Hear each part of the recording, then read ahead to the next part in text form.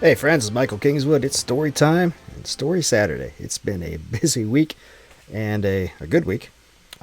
Busy day today. Um, Took longer to get the story this week recorded than I thought it would. Of course, I didn't get started earlier in the week like I normally do, but what are you gonna do? We'll get right to it since I am going later than normal. We are doing this week again a story from Stories from the Great Challenge. 52 stories that I wrote over the course of a year as part of a challenge that I did and crushed. This is story number 21. It's called Lost Credits. It's a fantasy story set in my sword and sorcery universe of my Glimmervale Chronicles. The sixth book of which is campaign season, which I am finishing up and a little late getting to the Kickstarter backers who backed it, but that'll be remedied here very shortly. This is in addition to the 5 existing books and book 6, which is coming out soon. I wrote 5 short stories in that universe that go kind of in parallel with the novels, and this is the 4th one I wrote, I think. Regardless, it takes place at the same time as book 5. There's no spoilers in it for any of the books, except I guess maybe for book 1, but only in the fact that they're still there in town. So if you haven't seen the series, this story shouldn't screw you up too badly. But it's a good little story. I liked it. Hopefully you will too. I wrote this a couple years ago. I just read it today, which means it's awesome. And we'll get to it. I'll talk to you on the other side. Radric Bolatier looked up from the parchment he was reading as the door to the constabulary swung open, admitting midday sunlight that brightened the place more than the lamps hanging on either side of the barred wrought iron doorway leading back from the front office to the cell block ever did. His eyes lingered for a second on the empty desk across the room from his own, adjacent to a small wood stove that would keep the office at least passingly pleasant in the winter. A rack of unstrung bows hung on the wall behind the desk, matching a brace of swords on the wall behind Radric's. But the man who would normally balance out with him was gone. The new arrival finished stepping inside, and Radric focused in on him. The man was short and stocky, not quite fat, and had a well-combed swath of black hair atop his round face. He wore a green tunic cinched around his waist by a brown leather belt, beige leggings that were tight to his thighs and calves, and ankle-high leather boots. Radric recognized him as one of the fellows who worked over at Halb's Tavern, on the west side of Lyttelton, past the last of the docks that put out into Lake Glimmermere. But he'd never gotten the man's name before. The newcomer also looked at the empty desk for a second, before turning to regard Radric fully. "Morning, Constable," he said as the door swung shut, the latch clicking into place behind him. He made a little gesture with his left hand toward the empty desk. "Any word from the deputy?" Radric set the parchment down onto his desk and leaned back against the curved pine of his chair, the same wood as the desk was made from, and really the entire building. He shook his head.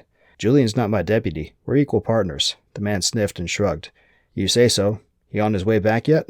Radric had been wondering that very thing for a month now. Julian had left on a journey with Melanie Clemens and Jared Tolbert 3 months ago, on a quest for a magical treasure that shouldn't have taken as long as it already had. And he'd had a difficult time holding down duties as constable without Julian at his side. A town of about 1,000 adults, in a remote mountain vale weeks away from the closest city, Lyttelton was never particularly troublesome. But every now and then a member of the trading caravan would get into a tussle with a local, or one of the outlying farmsteads would have an issue with its neighbor, and then the mayor wanted his regular reports. It wasn't a lot of work most times, but it was never simple or quick to deal with, and it was sometimes tiresome. And with his son, or daughter, but a man can hope, due to arrive any time now, Radric was feeling the lack of help. He returned the man's shrug. "No word, but I expect it won't be much longer." He drew in a breath. "Anyway, what can I do for you, Goodman?" The fellow, though, went back to looking at Julian's empty desk and frowned. "Goodman?" The fellow looked back at Radric and smiled apologetically. "Lemmy," he said. "Guess we never did make acquaintance, did we?" He shrugged. "Mostly I come to Julian, seeing as you and Halb don't get along." Radric bristled at that for a moment, but then he had to admit that Lemmy had a point. He and Halb had gotten off on the wrong foot, back when Radric and Julian first came to town and took over as constables of Lyttelton, and the rest of Glimmervale as well. In fact, Halb had thrown Radric out of his tavern, almost literally, during their first meeting. But after that initial misunderstanding, they'd been cordial to each other, at least. All the same, he could understand why Halb and his men would choose to work with Julian instead of him. That didn't mean he had to like it, though. He managed to hold back a sigh and gave Lemmy a level look. What seems to be the problem? Another quick glance at the empty desk, and then Lemmy gave a quick shake of his head before replying. Holb's got some regulars who he takes special care of, guys who don't always have the money for a night's drinks. He extends the credit until they get paid again, and usually they make good, but somebody didn't, Radrick finished for him. Lemmy nodded. This has happened before? Every now and then. Most times, Holb gives him a reminder, and it's all good. But once or twice we had to get the He stopped and cleared his throat. Your partner, to make them live up to their word. Radrick felt his frown pulling at the scar on his chin. He wore a goatee now to conceal it, but he still felt it sometimes. Like now. Who has reneged this time? Stu Marley. He works the fishing boats. Payday was 2 days ago, and nothing. Holb sent me over to roust him this morning, and he slammed the door in my face. So now it's a matter for the law. Radrick sighed and looked down at the parchment he had discarded.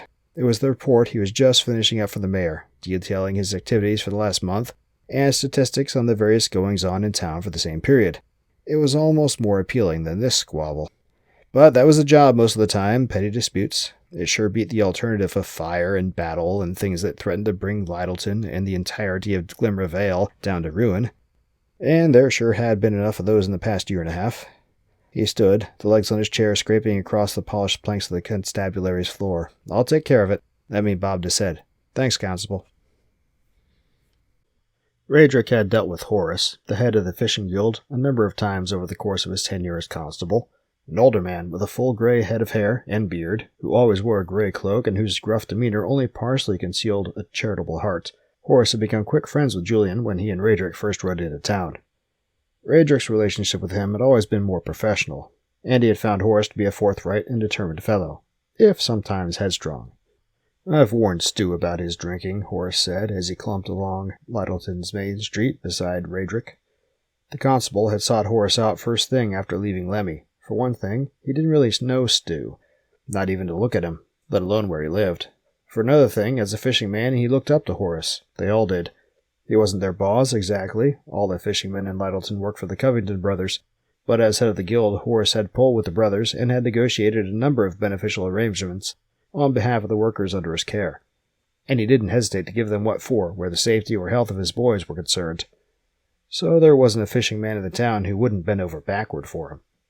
In fact, several had done much more than that. When Radrick and Julian first came to town and helped Lyttelton repel a large group of brigands, at Horace's prompting, a fair number of the fishing men had volunteered for martial training and then stood beside the two newcomers in battle against their town's foe.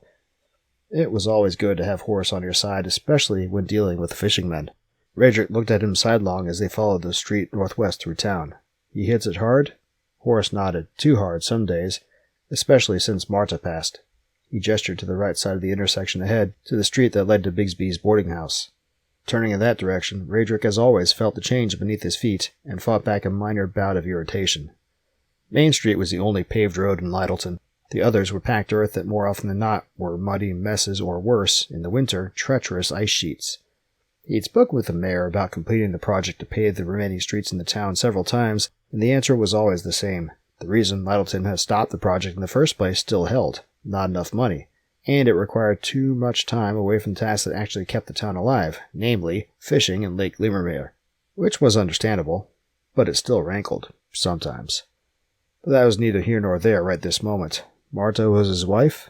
Horace shook his head. No, Sabine passed 10 years ago. Marta was their daughter. Caught consumption the winter before you and Julian got to town. Radrick winced. He had always known that was a terrible blow to endure. But now, with his first child coming so soon, he couldn't imagine having to live through that. Poor guy. Horace nodded. One of the best men in the boats. But out of 'em, he left the rest of his sentence off and shook his head again, this time in commiseration from the pitying expression on his face. The two men walked, in silence, the rest of the 2 blocks until they reached Bigsby's boarding house. It was a long, broad building, 2 stories tall, with the sharply angled roof tiles that all of Lyttelton had, the better to let snow fall off it during the winter. It took up most of the block itself, and was well kept. Radrick led the way through the front entrance and into the foyer, where Bigsby's attendants held court behind a counter to the left of the door. The attendant today was Tammy, a young girl just recently reached maturity, who still resided with her parents while she got herself onto her feet as an adult. She was almost pretty, and brown-haired with hazel eyes, But her smile made up for whatever deficiencies her bone structure had, turning her face into a pleasant ray of sunshine in the otherwise dimly lit entryway. She bobbed a curtsy when she saw Radric, the visible portion of her brown and white dress bunching slightly as she moved. "Good day, Constable," she said. "How fares Lonnie?" Radric stopped, mention of his wife bringing a grin to his face. "Every day is a trial for her," he said, "and I thank the gods I don't have to endure it." Tammy giggled slightly, the same way all the young women did when Radric made that joke. It was only half a joke. He wasn't at all sure how he'd cope with the trials of pregnancy, let alone the pains of childbirth, but women were made for it, and knew it in their bones how to cope, and they thought themselves superior to men because of it. The fact that every woman batted their eyelashes when he made the statement proved it. Oh well, whatever kept them happy. "We're here to see Stu," Horace said, and Tammy's smile faded. She glanced between the two of them and nodded, then gestured toward the rear of the foyer. The room past the attendant's counter was split 3 ways. The stairs leading upward to the second floor, and the 2 corridors leading left and right, providing access to the ground floor rooms. Tammy's fingers pointed to the right, and Horace nodded. "Thanks," he said, but Radric was sure he didn't need the directions. There was no way Horace didn't know exactly where a member of his guild lived. They walked to the rear of the foyer and turned right. The corridor had matched pairs of doors every 3 paces, all the way down to the end. Horace stopped at the third door on the left and knocked. No answer after a long several seconds. Horace knocked again, louder this time, with the heel of his fist. Still nothing. Horace turned to meet Radric's gaze, and his eyebrows rose slightly. "He's not at work, right?" Radric asked. Horace shook his head. "He's got the evening shift. But he should be up by now. Try again." More pounding, and still nothing. Radric looked down at the corridor, past the remaining 3 pairs of doors to where the corridor ended at the timber of the boarding house's outer wall. "Wait here," he said. Then he hurried back to the foyer, where Tammy was doing sums behind her counter. She jerked to attention when he stopped in front of her and rose to her full height. She was remarkably tall. Then she bobbed a curtsy yet again. "No time for this," Radric said. "Has Stu departed at all today?" Tammy slowed as she rose from her curtsy, her eyebrows rising. "I haven't seen him." "When did you come on duty?" She glanced toward the front door and shrugged. 6 bells this morning." Radric did some quick sums in his head. That was almost 5 hours ago. If Stu had been on the evening shift on the boats, he would have gotten off the boats at the dead of the night, since the fish only bit at sunset and sunrise. A few hours for a late dinner and some drinking. There was no way he wasn't still here if he had come home before Tammy had come on duty. And if he hadn't come home since she had, well, there was no chance of that unless he was face down in the gutter somewhere. But Radric would have heard of his being in that condition already. The largest use he and Julian put to the cell block was for local drunks who'd passed out somewhere so they could have a safe place to sleep it off, which meant Stu had to be in his room. "Thank you, Tammy," Radric said. "Give Bigsby my apologies." He turned and hurried back to the corridor toward Stu's room, Tammy's "what?" echoing behind him, unanswered. Horace was still standing in front of the door, pacing impatiently. He looked up as Radric approached, his eyes narrowed in concern. "Break it down," Radric ordered. Horace's eyes widened. Then he turned and drove his heel against the door at the level of its latch. It sprang open inward, and the older man stumbled forward out of Radric's view. He heard Horace curse softly, then cry out in shock, then, "Oh gods, Radric, help!" Radric sprinted the last few yards to the door and leapt inside. The room was small, as he knew all the rooms at Bigsby's to be. A bed just large enough for one on the right-hand wall, a wash basin and chamber pot at its head, a small bureau on the other side of the room, a single window with limp gray drapes that were drawn to blot out the view of the street beyond. And in the middle stood Horace. His arms were braced around the waist of a man Radric didn't recognize, but he wore the same gray cloak that Horace always did, the mark of a fishing man. Beneath the cloak, his shirt was yellow, and his leggings green. He hung limply, his arms and legs dangling, and his head lolling forward. A rope was tied off around the rafter above his head, and the other end was looped around Stu's neck. As Radric drew up, shocked, Stu's arms and legs spasmed weakly. Horace was pushing upward on his body to try to relieve the pressure on his neck, but he was very nearly gone. Radric sprang forward onto the bed and pulled his knife from its sheath on his belt. He reached up and began sawing at the rope, desperate terror lending extra speed to his strokes. Radric squared his shoulders and stepped into Halb's tavern. It wasn't really a building. Oh, there was a building there. It stretched back from the street a ways until a 20-foot section of the red-painted building's wall had been cut away. In its place, Halb had installed a running countertop where he served drinks.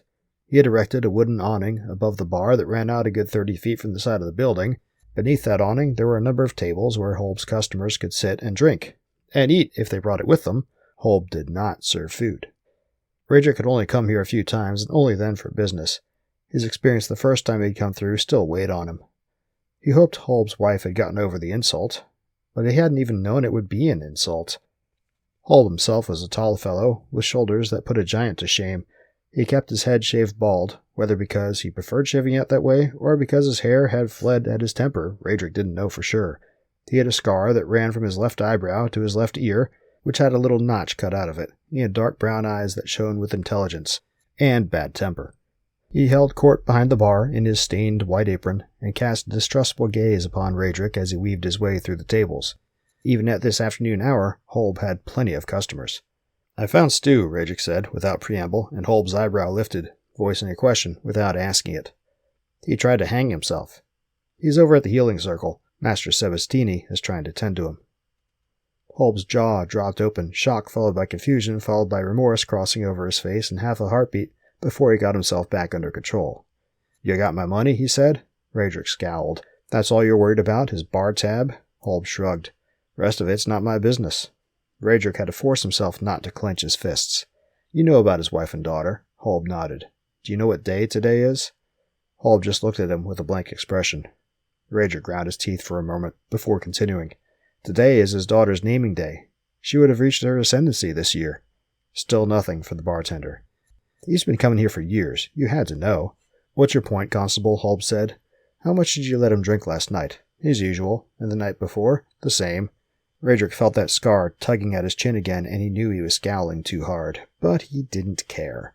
"I ought to arrest you for complicity in his death." Holb snorted. "You already said he ain't dead. Don't play games with me, Constable. We both know how that will turn out."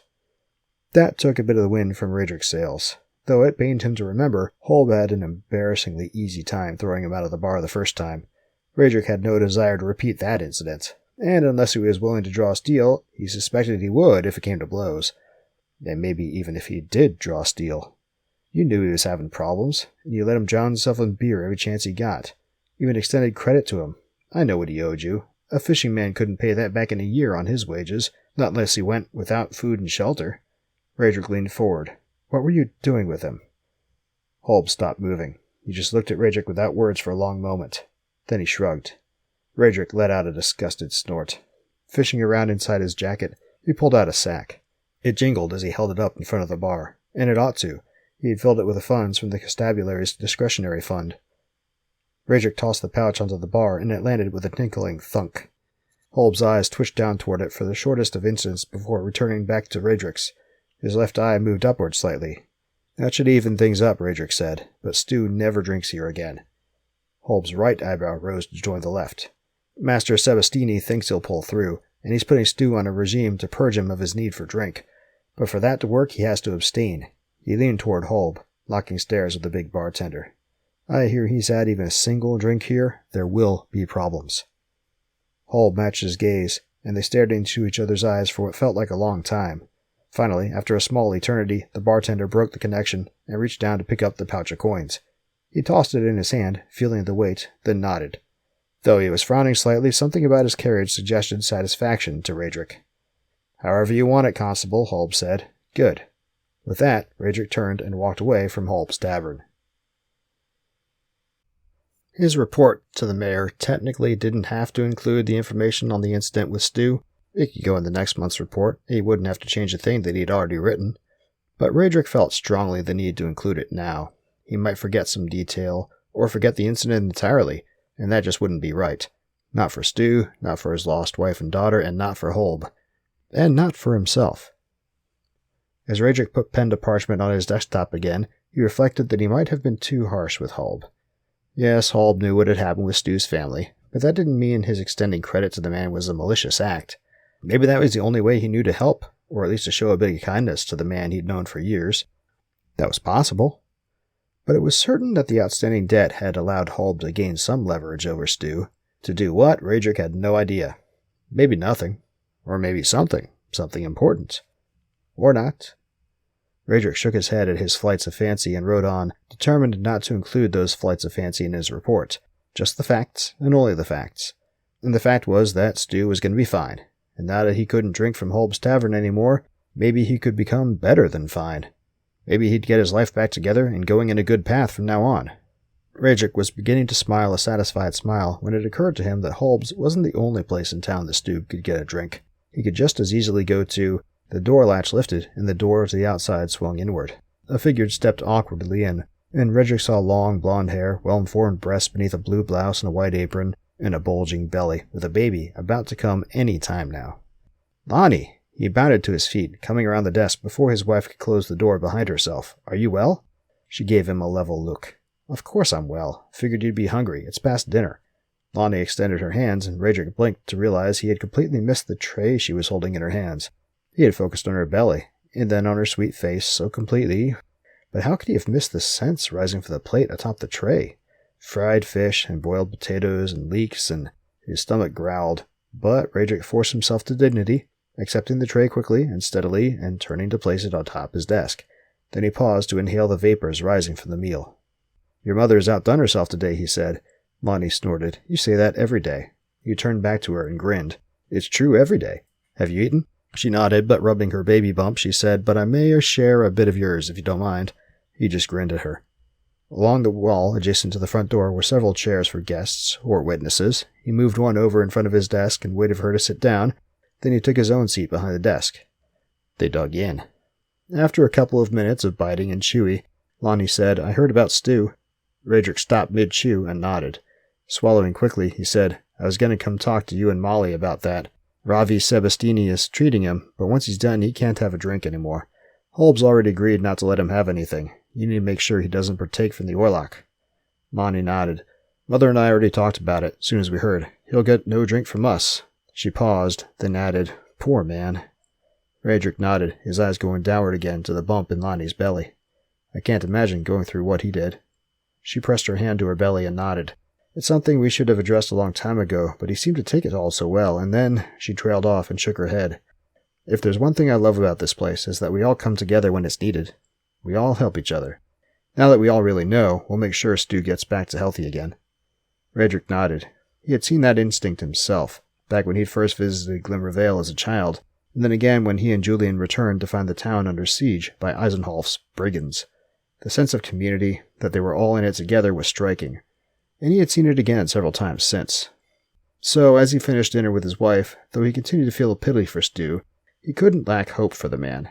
He would have a better future. They would all see to that. And that would make a better future for all of them. Alright, so the work of a constable is never done, especially in a small town like Lyttelton. And just another day in the life kind of story, like Wire Runs a couple weeks back. I like this one because it's, well, you heard it. It's a good little story about the constable and helping a guy out, and other people in town trying to help a guy out. And yeah, I like it. Hope you did too. If you did, come back here next week. We'll do story number 22, and that is Hunting for Game.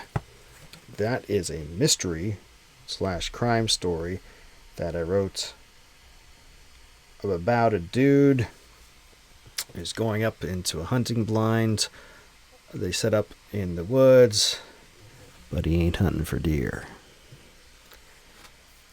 So that'll be next week. That'll be cool. Yeah, meantime, please, if you like what I'm doing here, subscribe to the podcast or the YouTube channel or BitChute channel or whatever it is you're seeing this on or hearing it on. Go by mykingswood.com. You can sign up for the newsletter. You can sign up to be a member of the site and give a couple bucks a month to help your brother out. Go to the store, mykingswood.com/store. You can get all the books that I have in existence in whatever format you want. You can, of course, go to Amazon, Barnes & Noble, Kobo, Apple Books, all the retailer sites. Better to come to me. I get more cash that way. We get a one-on-one relationship of artist / merchant to customer, and so if some chicanery happens with a retailer of some sort, doesn't have to impede our commerce together. But either way, thanks for listening. Hope you enjoy this. Spread the word of what we're doing, and I'll talk to you next week. Until then, don't do anything I wouldn't do.